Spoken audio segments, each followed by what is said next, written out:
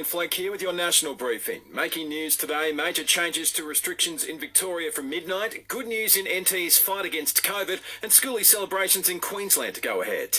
However, first up, the PM's condemned violent protests that have erupted in parts of the country this week. Police had to come to protect a reporter during an anti-vax protest in Brisbane yesterday, while a man's been charged in light of anti-lockdown protests in Victoria over that pandemic bill. Scott Morrison says it's not the way to go about it. No matter how frustrated people might be, that is never the answer, and there needs to be the respect shown in those debates that we have. There has to be an appropriate balance and civility. Major news in Victoria, with the state to scrap caps from midnight tonight. Limits on the number of people allowed during home visits and at pubs and cafes will be no more, while those in the state will be able to enjoy a drink while standing, and dance floors will reopen. The State's Health Minister Martin Foley says there'll also be some major changes to isolation rules. The vast majority of people who come into contact with a confirmed case outside of their home context won't have to self-quarantine. They will have to receive a standard PCR test and isolate until they get that negative result. Taking a look at Queensland, and those finishing up exams in the state will be able to head to schoolies after all. There were concerns following that Gold Coast COVID cluster which was identified last week.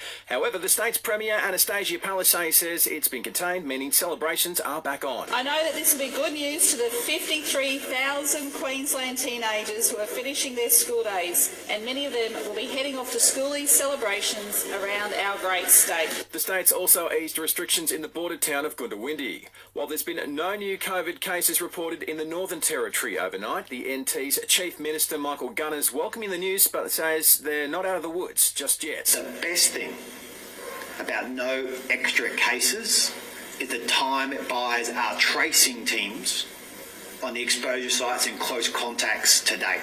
To New South Wales, and the town of Forbes in the state's central west is looking at a major bill following heavy falls. It's escaped predicted major flooding. However, the damage to crops is tipped to be in the millions. There's more rain forecast for that area this weekend too. At an alcohol warehouse in Hawaii is in hot water after runoff from its business turned a local waterway alcoholic.